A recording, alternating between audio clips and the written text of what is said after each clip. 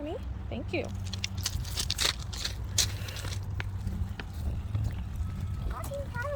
Okay, look right in here. Right down here. I see them.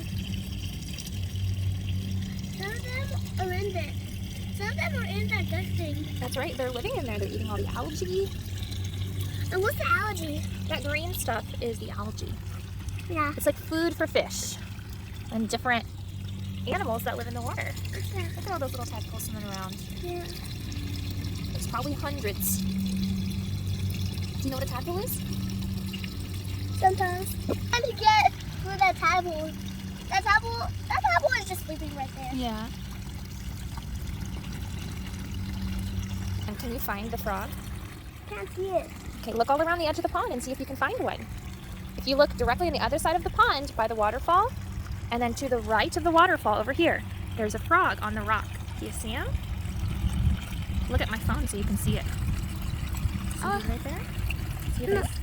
No, pull closer and closer. See? Oh yeah. You see him over there on the rock? Wait, what rock is it?